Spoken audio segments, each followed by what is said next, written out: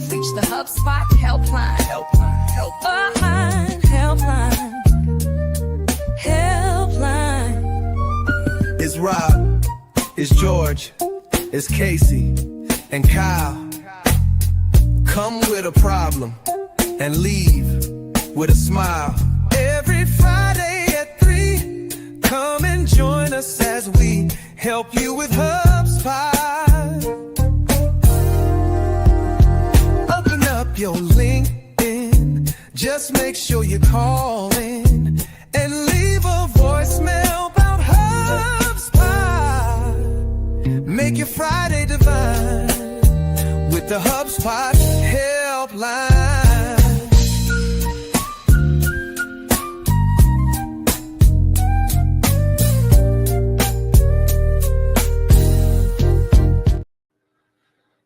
George is off camera, but hello and welcome to the HubSpot helpline.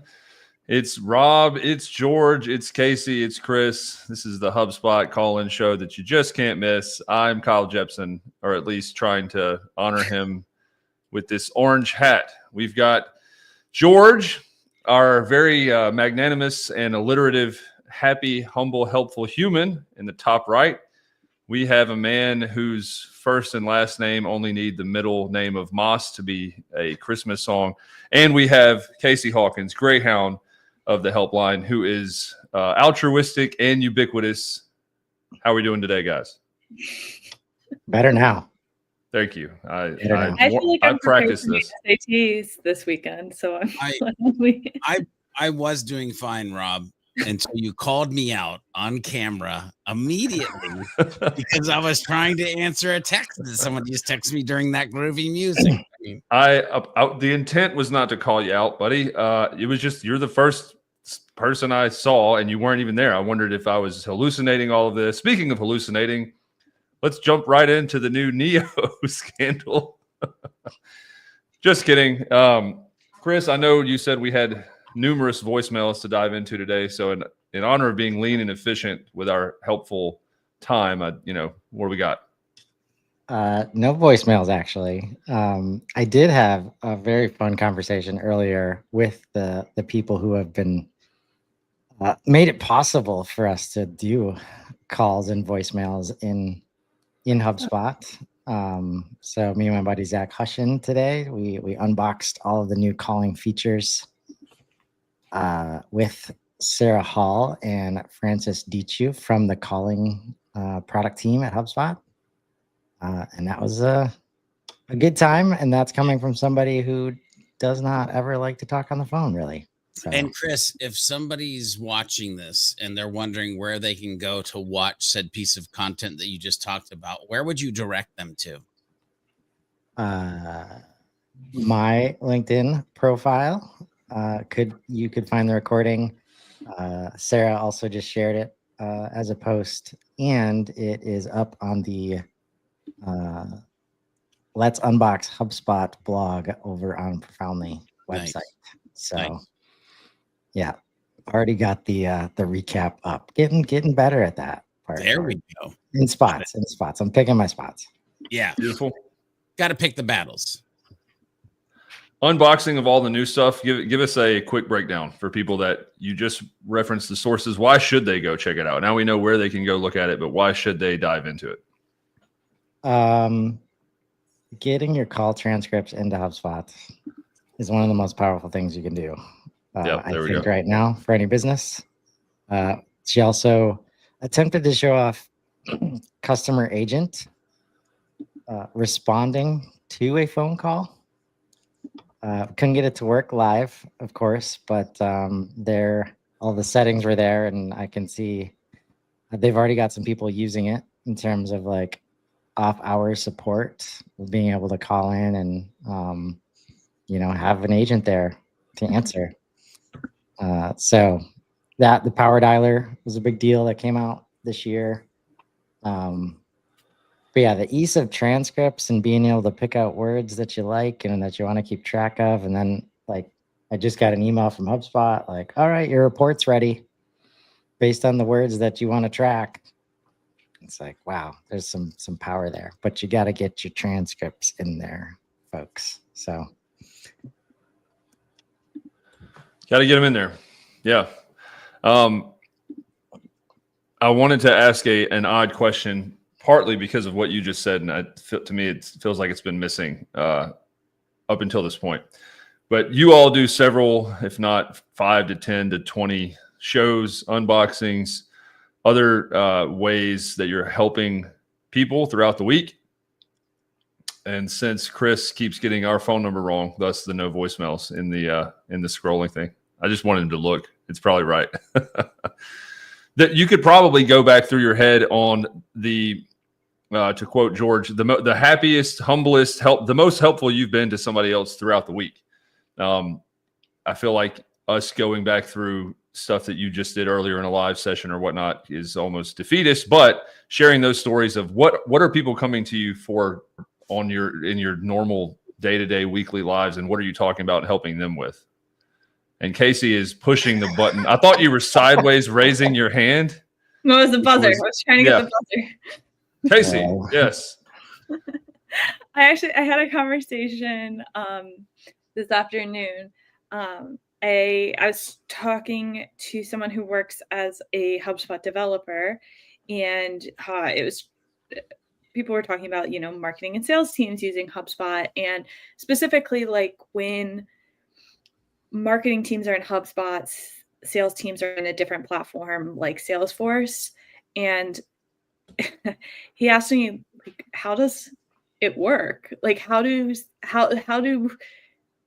marketing get anyone to sales? And it's an interesting conversation. And I told him, honestly, it doesn't always work.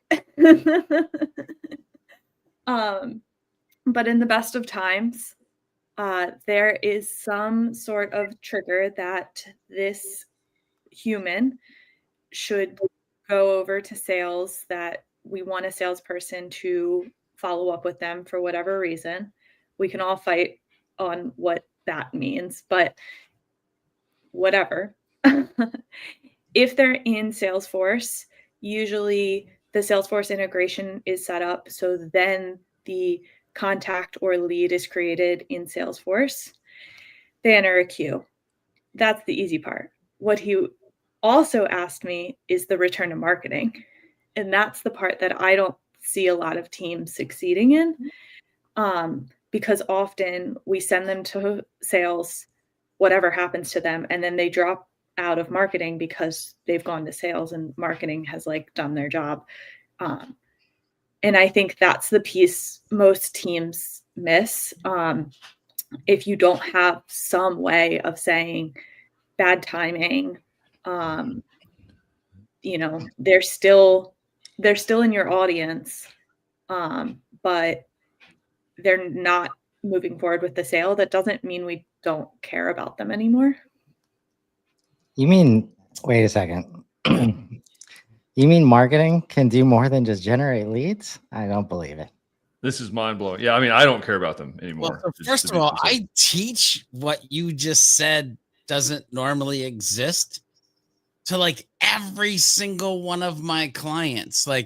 And what's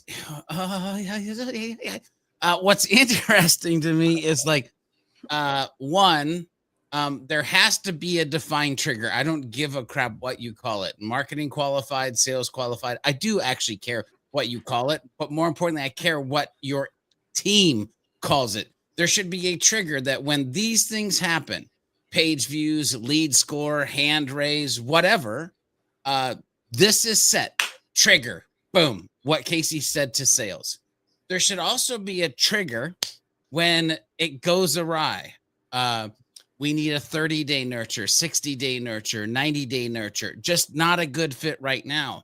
And literally what I've taught many companies to do is modify lead status to have a bad fit or a 30, 60, 90-day nurture in lead status so that marketing can build a nurture workflow for 30 days, 60 days, 90 days, or longer if it's just a bad fit, and literally can get them back in the systems that they were out of and direct messaging that they should be getting based on where they're at thus far And that part, by the way, if you're in marketing, have HubSpot, have workflows, have content, it's actually relatively easy.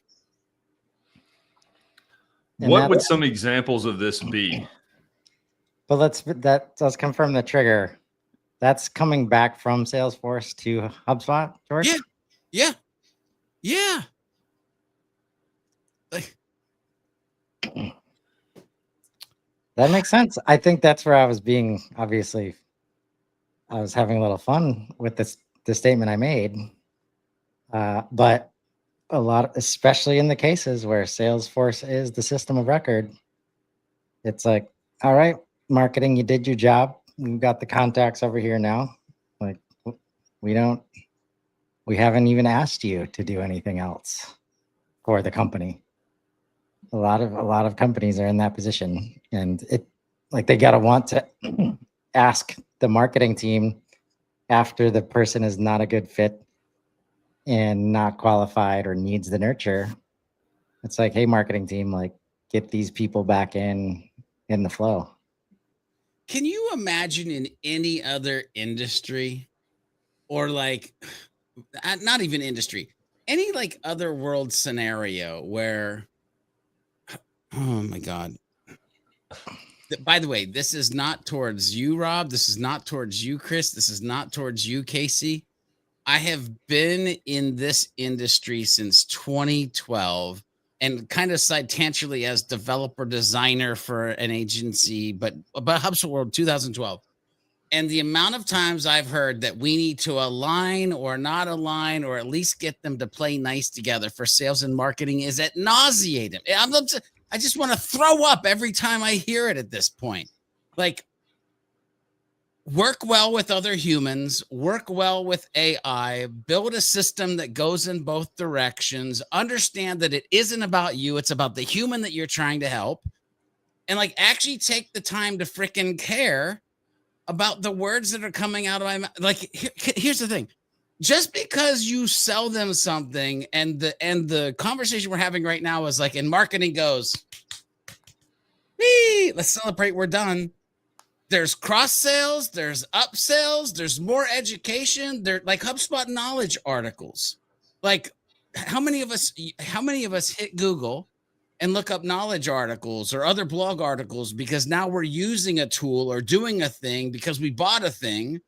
And if your organization doesn't have like that other element or item that is helping not only sales and service, but you, the marketer, and the human, like, what are you doing?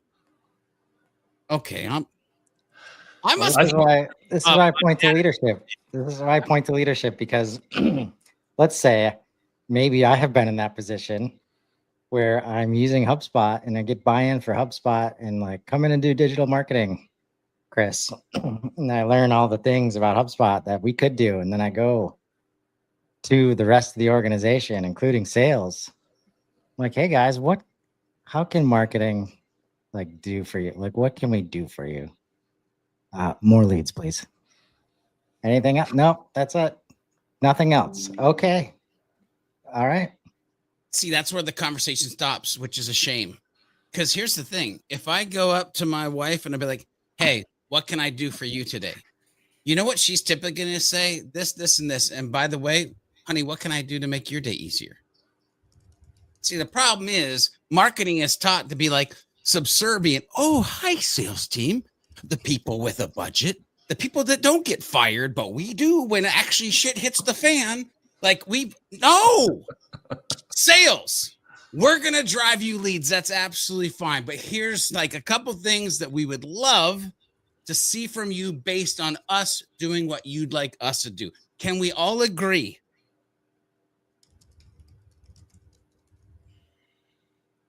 That's it. Can we just agree on what's happened, like current state, right? Like tell us what's happening over there, sales. Are people realizing that we have content or videos, or are they watching videos? Do you know that we have videos? Because that was, the challenge I had is that I was like, okay, I get it. You want leads. I have I've been asked to do digital marketing, which includes content and videos and doing these things in other ways. And since you can't really do that behind the scenes, it looks like you're doing that instead of what sales is asking you to do. But you mentioned pushing them back over to marketing, and George is trying to reel him back in here. We have not started off making him very happy. Listen, I started this way this morning, Rob. This has nothing to do. Like, you can, I came out the gate on fire. I don't know what's wrong with me today, but like we hit the AI show, and I was like, I felt like WWE body slamming people like immediately in the morning. Was it your 23? Was it your 23 inbound talk or 24 inbound talk that was about marketing and sales alignment? 23. 24, I think, was about pillar page. No. Actually, it might have been 22, Chris, because I've got like that, and then I've got like pillar page strategy, and then like AI, and then this year was superhuman framework. Okay. So it was 23 because I was there in person, and it's one of those things. Like, I think for even 20 years, there's been misalignment of marketing and sales, and we've never figured it out. And like, how many times, like your presentation back then was so, it should be simple, but this gets back to what we were talking about earlier today. Yeah. Companies are not good at communication. Yeah. And if you cannot communicate effectively, you cannot have unified systems and teams and all this stuff that we're saying is possible with HubSpot. Yeah. Is that just a hesitancy to get into the details and nuance? Because what I'm trying to add, George mentioned, like, what if this were in any other industry or any other walk of life? So stories, I understand things better through a metaphor. So pushing them back into a 30, 60, 90-day nurture makes a lot of sense for me. I'll throw you back. In 2012, George, I was in college, and there was these shoes that I bought because everybody else had them, called Toms, I believe. Yeah. Buy a pair, give a pair. I did not know that. So maybe this is a situation where that context would be helpful. Buy a pair, give a pair. I bought a pair, didn't know you could do that. And I just wanted to look cool because everybody else had them.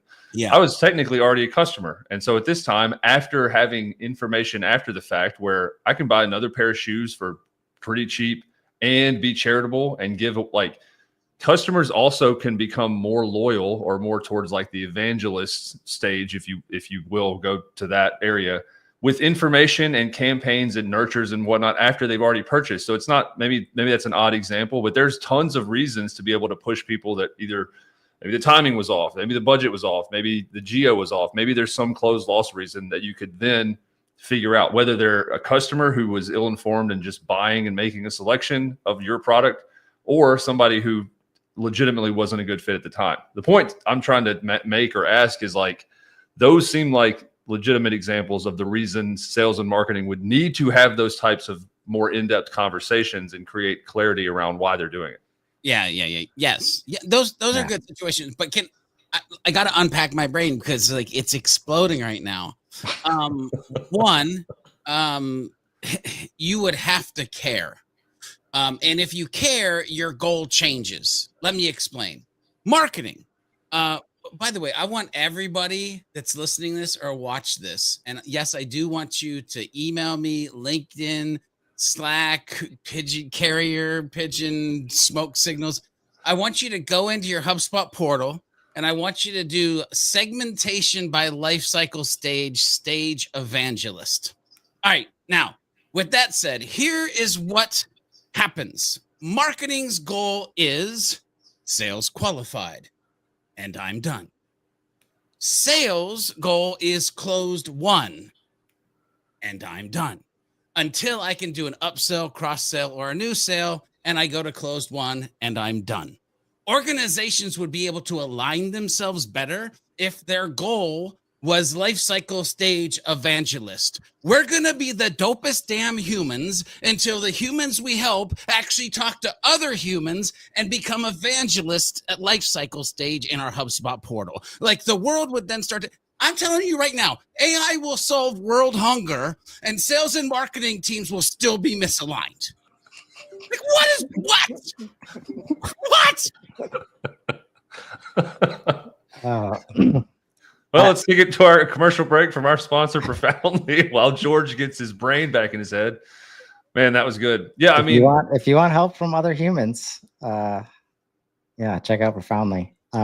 I Yeah. do think that's where, like, there's a piece in the Reddit mailbag today that I think supports the underlying problem that makes this really hard to solve. So, 4 hours ago, from None of You Business 02, what's your advice? What? Mhm. Mhm. Let's say you've just landed a new HubSpot role at a company. You've been asked to carry out a system audit to understand how HubSpot is currently being used, what's working well, and where improvements are needed. Where would you start? What Not areas would you focus on? Not HubSpot. Data, workflows, pipelines, integrations, or reporting? And how would you approach the audit overall to make sure you get a clear picture of the system's health and performance?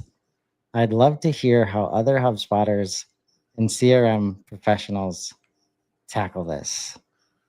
Well, Casey, none of you business too. You picked a hell of a team of people to ask. Casey, you what is Which- that face? which one is missing from that list of areas you would focus on first? Can you show it? I'm so bad. Yes, to mention that list again, it is data, workflows, pipelines, integrations, and reporting. I mean, what else is there? I mean, there's a lot of things. What is not on the list that is the correct answer? Oh. Make sure you get a clear picture. Put me in, coach. I'm also a visual learner. Give me a second. Thank you, Rob. You and I. Hint, hint. This is a layup for George B. Thomas.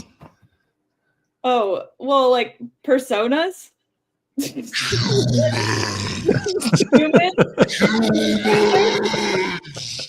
There's a lot of too stressful. You give George the quizzes. I'm not the quiz person. I'm too well under pressure. I do the demos. George does the quizzes. That's how this works, Chris. You get Oh my god. Yeah, This that's what I get for asking the product person. Focus on the humans. Oh my god! I was like, I don't know. There's a lot of things missing. Every HubSpot audit starts with the humans using the tool. People, process, platform. That's what I was gonna say. I need a minute. Right. Ooh. And we've got two significant answers that don't touch on that. And it's just like, yeah, of course we're not going to solve this problem. We can't even get like, and this, I fully point the finger at SaaS for this because SaaS has suggested that the product, the apps, the tools, you just need to look at this stuff and then just figure out what's wrong. Clearly that has not been the answer. But it continues. It's a tough, it's insidious. I am gonna wait for George to calm down a minute. That was just for the record. Let the record show that was the funniest moment this show's had in like probably ever. So Chris, I'm gonna need that clip for sure. I'm gonna need that clip for sure. But while George recovers and while Casey is looking for other answers that are not human, why would that make sense if you had nothing? If you knew nothing about HubSpot, why would starting with the humans make the most sense? And I'll take a stab at it here, is because all of these, maybe not integrations. If you start with those and the humans who are inputting and using the systems are still making error or still not trained or not up to speed, you're going to have to redo that anyway. So starting with the humans, the users of the product, the tool, makes the most sense logically. Again, not knowing anything about HubSpot. Am I off there? Or is that kind of the thought, Chris, Casey, George? Casey. You got to have the context of what the business is doing with HubSpot. And this is where I've been guilty of this year. It's like you get focused on problem solving, right? And then 3 weeks in, I ask, is HubSpot required for any business process? And when the answer is no, what? None of and nothing in HubSpot like is of any meaning at that point, right? Which Yeah. means you have to go outside of HubSpot to figure out what's going on and then come back into HubSpot. So I'll just real quick. I know you're about to yeah, take us back to another I'm lesson, gonna which be I'm calm. looking I'm forward to. I'm gonna be calm. I'm gonna be Okay. calm. I will continue what filibustering. I'll continue providing more context. I'm going to give what is it? None of your business, or none of you business. The benefit of the doubt here, and just assume that maybe the context was provided to them, and that was done, and they're diving in. Again, to me, it seems they didn't state that in the question, but to me, it seems like future proofing and doing like root cause analysis is kind of what you're alluding to here. Also, like you can start with the results and fixing that. But if it's not, if there isn't human context, and if you're not assisting them, not only are you not solving the root cause of what could be a terrible portal and setup, but you're not future proofing to prevent mistakes, the same mistakes from being made again in short order, probably. Okay. Why are we even having to explain this, Rob? Like because that's humans my are humans. problem. Because humans are humans. So let's go out of HubSpot for a second. My wife and I have this thing after almost 24. Well, it'll be 25 next March. 25 years of marriage. She'll start to express feelings about something, and I'll look at her and literally go, "Listen or fix it." And she'll say, "Listen." Sweet. Okay. If she says fix it, heads are gonna roll. Here's the thing. I can tell you with almost exact certainty that the person not whatever the person that we're talking about now, but most people are hired into an organization and they're like, thanks, welcome to the team, good luck. And they go into their office. See the nodding of heads? I just want everybody to rewind this later and watch the nodding of heads that just happened. Good luck. Welcome to the team. And they go into their office and they start to do a HubSpot audit or start to look at HubSpot. I say start with the humans because, one, I can find real quickly who my people who are advocates of the tool and have been using it and ask them questions of what they love about it, what they wish was better about it, what is broken about it. I also quickly can find my detractors and I can find out why they're not buying in. And now when I actually start to make changes and I've listened to both sides, it's not like this new guy came in and started changing stuff. It's this new guy came in. He actually had conversations with all of us and he's actually molding this into something we care about. And that would allow me, because I now have a human relationship with the humans to get the buy-in that I need, that now I can go in and do the HubSpot portal audit based off of the actual context and information that I got from the people who were using it when I wasn't even there, or not using it when I wasn't even there. That's why I say start with humans. They're also going to tell you more about HubSpot, but also more about the processes. And that's what HubSpot's built for, is to build the processes that makes their life easier. And as soon as they know that you're in their corner to make their life easier, you're going to be like E.F. Hutton. Everybody's going to be listening. Like, okay. I will ask a follow-up, more of a challenge. And it's, again, not to, so you come through the screen and kill me, or your dog attacks me remotely. You've been doing this since 2012, right? And there's a wealth of knowledge and experience that I'm literally surrounded by right now. Do you think you would be able to go and not start with the humans? I know you wouldn't do this, but just as a hypothetical, do you think you'd be able to go in after evaluating and being in thousands upon thousands of instances over the years and be able to briefly audit the areas they were mentioning? And this, by the way, if you're just tuning in now, this is a Reddit mailbag post that said, where should I start? Integrations, reporting, dashboards. And George has, I don't know if he had an aneurysm, but he is on one, which is good. Question is, do you think you'd be able to go and look at that and then make a business case to the humans, basically predicting, look, I'd say 50 to 60% of the org doesn't use it at all right now. And the people here, the users in the system, are your best people. Do you think you'd be able to almost reverse engineer that case to get buy-in? Not saying that the way you mentioned doing it first was wrong, but it feels like you could, just looking at the setup, just looking at the usage, just looking at the data, say, it's worse than you thought. Here's what I can predict about the humans because of the setup. There's some key factors of the way that you ask this that is going to make me answer in the way that I'm going to answer. You said I've been doing this since 2012.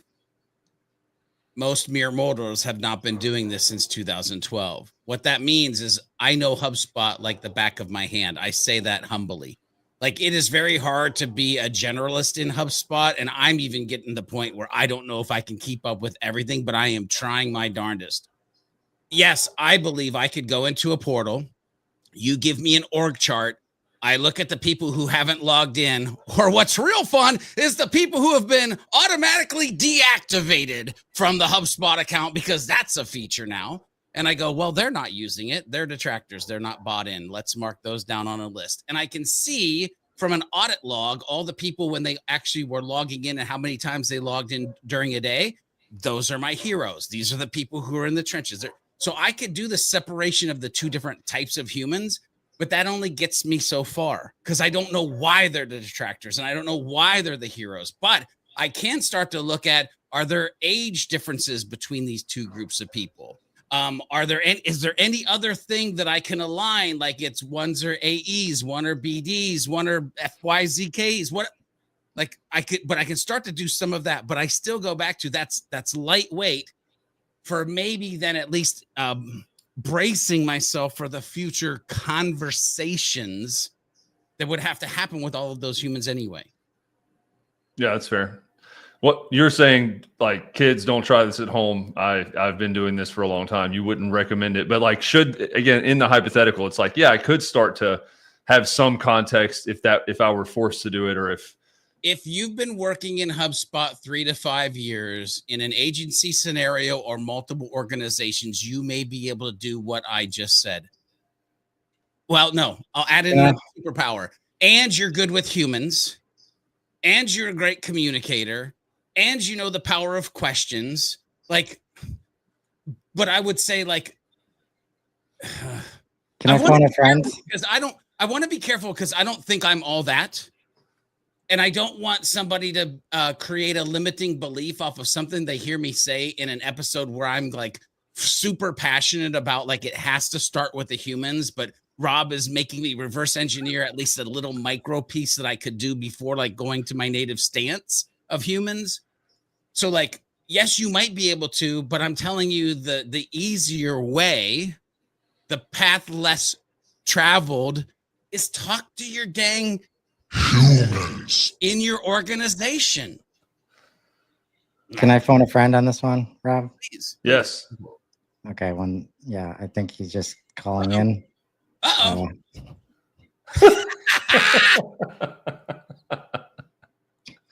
Like, it's a trap.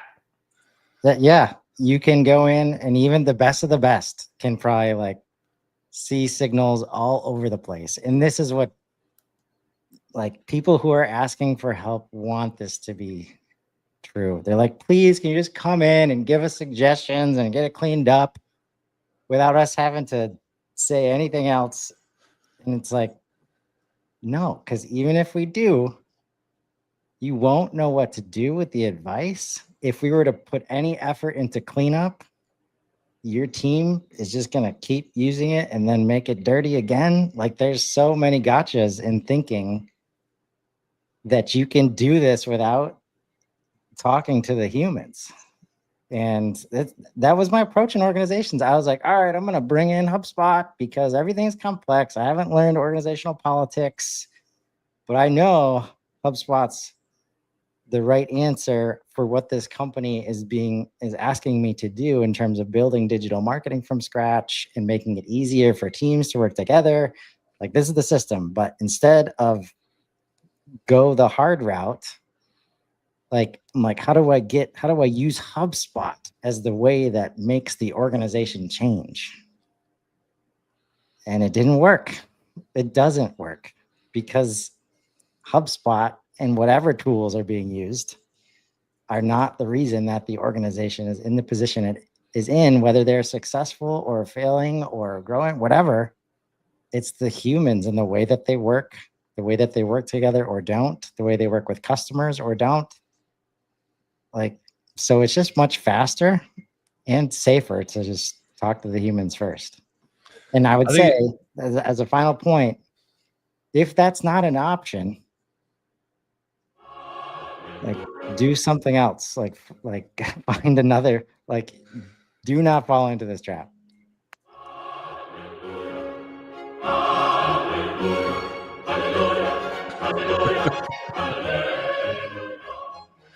Yeah, starting with that, I think it gives you a more realistic outlook and expectation.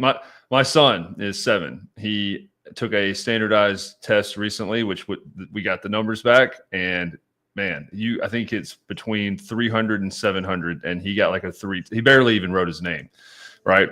So just looking at the output is like, we need a tutor. We got some problems here. Knowing that talking to the teacher and talking to the humans was the approach I took first, because I was like, and I know my son, I know he's smarter than that. And we figured out, had struggles not only with like pencil grip and whatnot. So he has some OT, but the interface with which the test or exam was given is something that he had anxiety about and didn't like. That was the problem. And so just using your example, starting with the humans, talking to the teacher, being like, hey, we saw this, what's going on? The problem, I'll even back myself up. What we thought was a massive problem that we're going to have to take a bunch of steps to fix was just immediately quashed, because we did start with the humans. Yeah, there we go. That's a whole nother podcast episode that we could do as like kids, school, and the school system, but that's not why we're here today. No, not at all. Speaking of those humans, hopefully Casey comes back. She's here. There she is.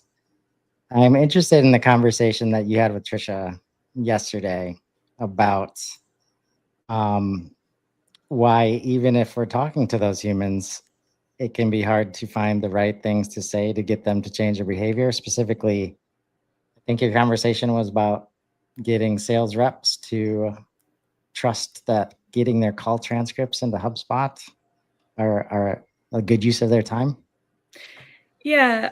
So Trisha and I have been unboxing a lot of the new HubSpot AI tools, and a lot of them are really cool, and I get really excited about them. And then I go to implement them in portals of my clients, and they require call transcripts. And I don't think I have any clients that have their call transcripts all reliably syncing with HubSpot. Wow. The closest I have is I have one client that uses Gong, but long story short, those actually get synced as notes, not transcripts. So those don't even, I can't leverage those either. That's a whole nother tale for another day. And a lot of this comes down to sales teams not wanting to sync their data in HubSpot. Sometimes it's I still work with sales teams that don't want to log anything in HubSpot. So like George took a seat. So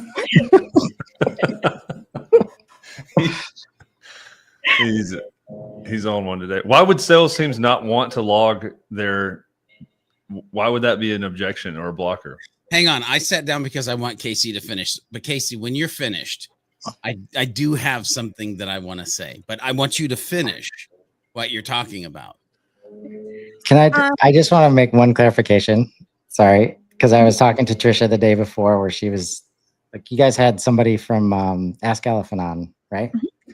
Correct. And what we're seeing right now in HubSpot is that there's lots of people that are syncing their calls and their meetings, but it's a link to the transcript, or that transcript is not coming into HubSpot.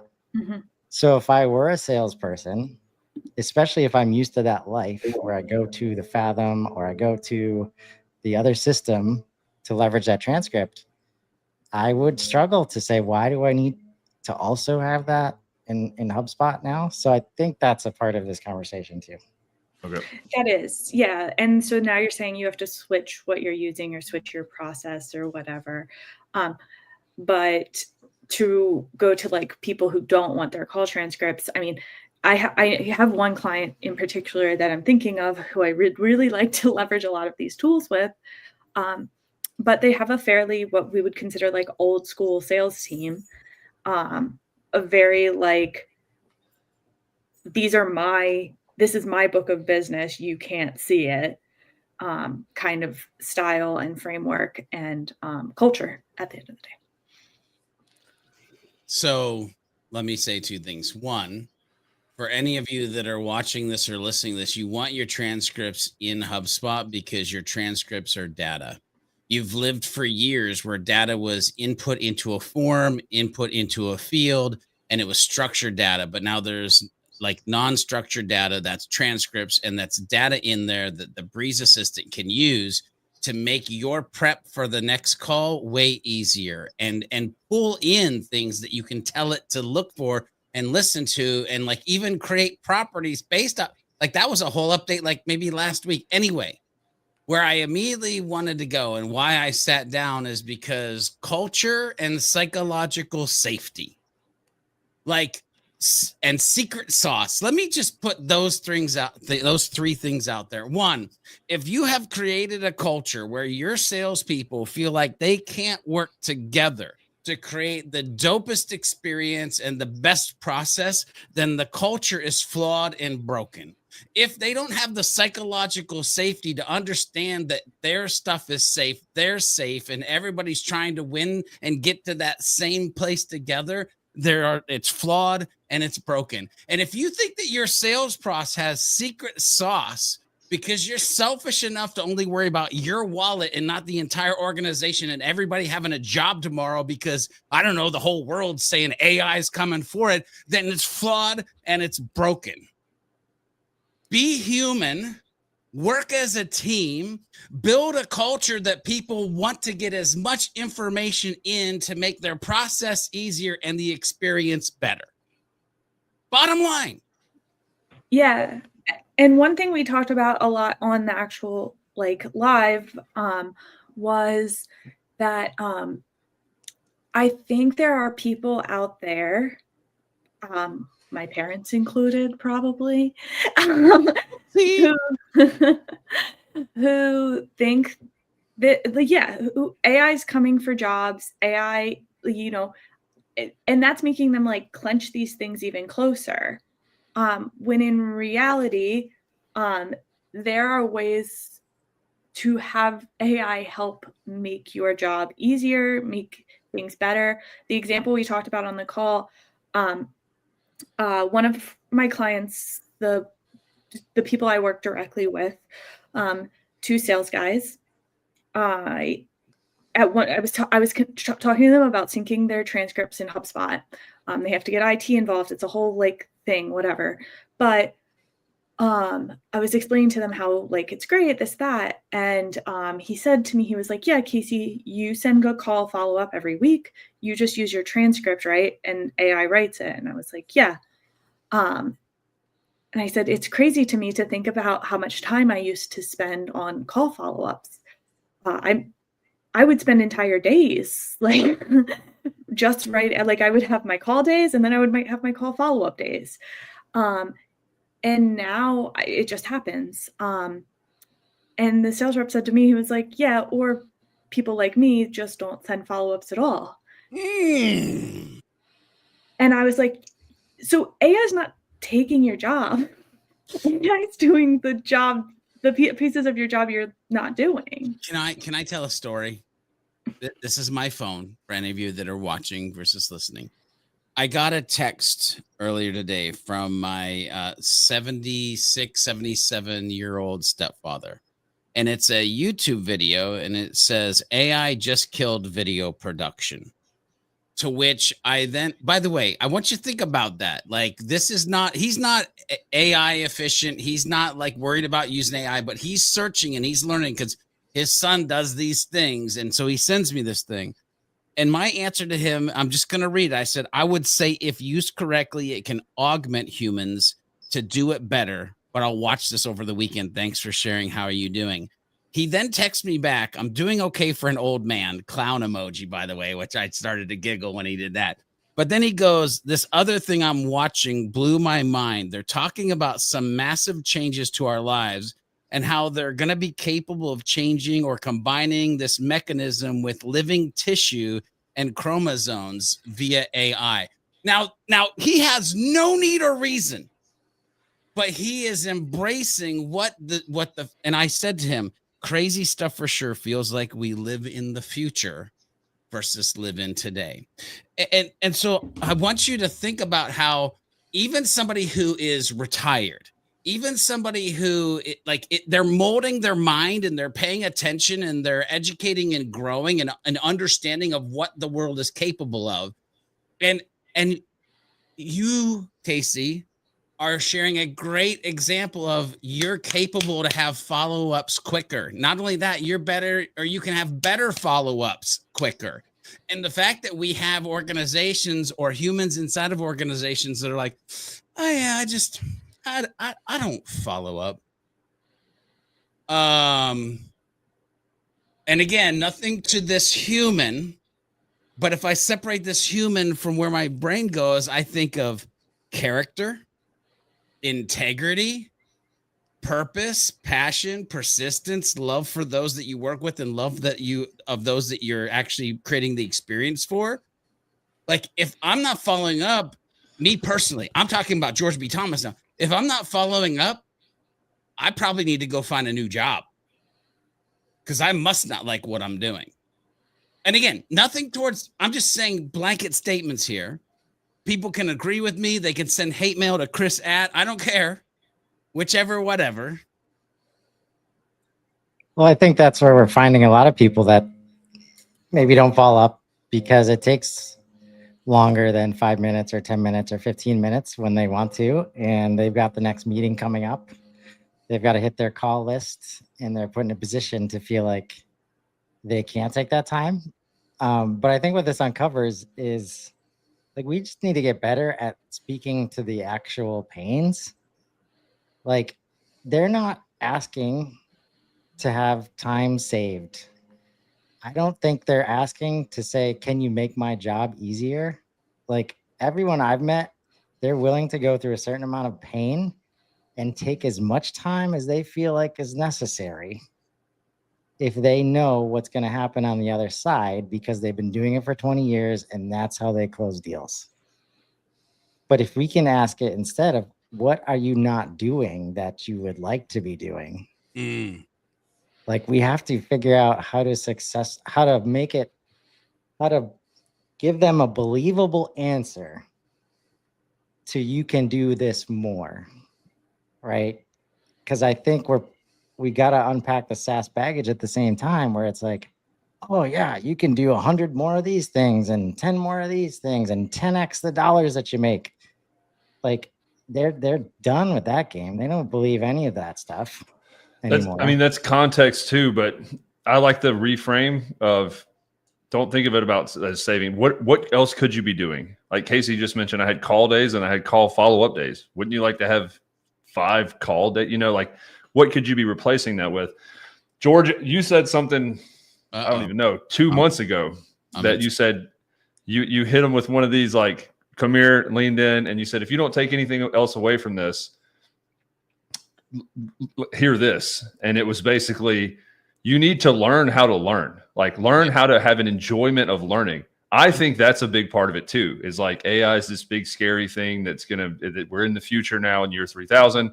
And as much of the training is built into that and as easy as it's intended to make people's lives, people are just not fans of learning.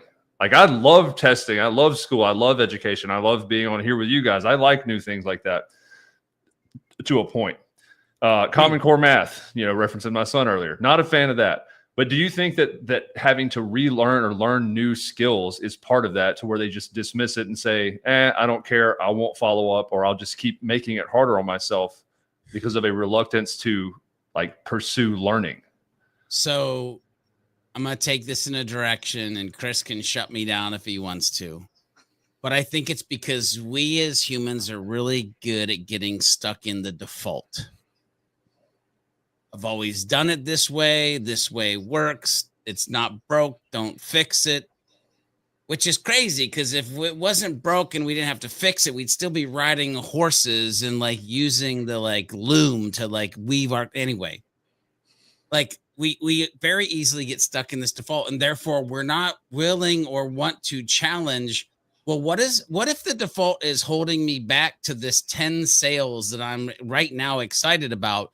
But if I broke the default, I could actually make 20.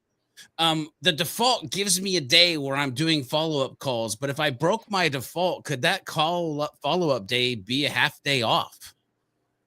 Like, and so to get to that though, you have to have this growth mindset, and you have to enjoy just the idea of learning something new every day. I have this philosophy where I'm always trying to break my default because I'm trying to become 1% better each and every day.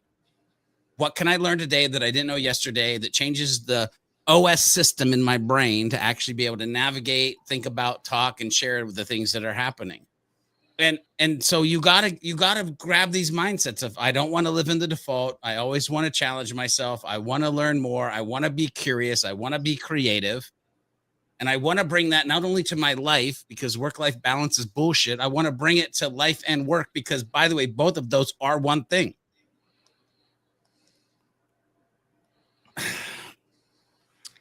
Rob, here's the thing I got to throw in here, though. I effing hate school. I effing hate tests. That's not necessarily learning. That's memorizing. So if you have this concept that you don't like to learn because you're correlating to school, then knock it off. Because learning is not memorizing. Learning is learning. And if you start there, then what I'm talking about might get easier. Breaking the default. Yes. Casey, did the gentleman from Ask Elephant offer any additional insights? Because he was an SDR himself, right? Correct. Yeah. I mean, he shared examples of how he's using AI, and for him, it's mostly about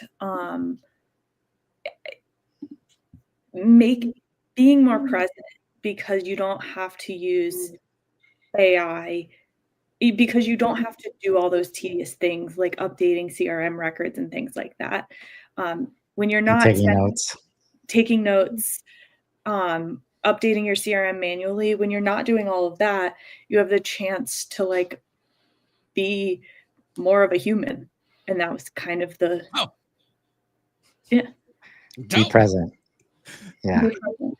I mean, I'll shut up 1 second, Casey, because I want you to go. You have to love where you're at to want to be present in it. Go ahead, Casey. So Mike from Ask Elephant said, like, most salespeople are extroverts. If you're not an extrovert and you're a salesperson, you're probably unhappy being a salesperson. But he's like, I like being on calls. I like that part of my job. I don't like the part where I'm manually typing things into HubSpot and trying to find that property and this and that. So when he's not bogged down with like the administrative tasks, then he's happier, which means he's happier on calls, and he can take more calls also, obviously. Yeah, I mean, I hate labels. God, I don't want to go there. Never mind. I hate labels, but never mind. Yeah. I was just going to say, introvert, extrovert, note taking or not. I maybe I'm weird. I enjoy note. I was a cognitive behavioral therapist for 7 years at an inpatient facility. My job was listening and taking notes, and I actually felt like that helped me be more human and capture more of the essence of what they were saying. There is nothing more powerful than almost replaying or quoting somebody and using their words. If I say, George, yeah, George B, he's a cool guy. He's a hoodie hat. He's a HubSpot expert. But if I say his mission is to get 1% better every day by breaking the default and to help happy, humble, helpful humans, that's your quote. Like, that's what you say. There's going to be more resonance and more interest there. It'd be the same for Chris with like, oh, we're going to do X, Y, and Z versus I think we should put value first. Bam, ears perk up. It's low threshold. It's his language. So there's English and then there's quotations of people's language. I know this is kind of a tangent here, but the whole note-taking thing, I actually would prefer to do both and check the validity of both. Like, having the AI is helpful, but that's how I choose to be present in a call, is taking notes and being, an active listener. Yeah. George, I feel like I should give you a hug today. Well, what I love about what you said is you used the word essence. And when you think about essence, it should lead you to empathy. And when essence leads you to empathy, it leads you to caring, which leads you to loving the thing that you do, loving the person you're doing it for, loving and if we're going to be present, if we're going to be human, we've got to be able to tie into the love of those things. And so like, it feels like we're talking about these fragmented pieces, but I swear to God, for everything that is holy, like right now, this is a very cohesive and actually very powerful conversation that if you forget this was about a HubSpot help hotline and just look at it through the lens of how do I be a better human in my life and work, this episode might change your life. Like here's the thing. We're talking about deep level things. You want to know another problem that I wanted to talk about earlier is most humans want to stay surface level, and it drives me nuts. Get into the ditches. Get into the ditches. Like, that's where the real stuff is. That's where the good stuff is. Quit being surface level. Quit trying to choose the easy way. When you do what is easy, life will be hard. When you do what hard, life will be easy. Sending you a virtual hug. I know we're coming up on time. Chris, any closing thoughts? That's why it's hard for me to not go deep. Like, this is a HubSpot helpline. Most of the things that get in the way of HubSpot working are outside of HubSpot. So hopefully, I think I know we added some value to some people's lives today. We would love feedback. There's been more of that happening on LinkedIn. I feel like people calling each other out for being helpful. That means the world to us. It can very easily feel like you're shouting into the void sometimes, but we know more and more every day that people are out there listening, but we still love to hear from you. So don't hesitate to reach out. Would love to hear from you, specifically Cameron Collins. Just remember to break the default, learn something new, get 1% better every day. Thanks for watching the human HubSpot helpline, and we'll see you this time next Friday. Yeah. Hello, you've reached the HubSpot helpline. Helpline. It's Rob, it's George, it's Casey, and Kyle. Come with a problem and leave with a smile. Every Friday at 3, come and join us as we help you with HubSpot. Open up your LinkedIn, just make sure you call in and leave a voicemail about HubSpot. Make your Friday divine with the HubSpot helpline.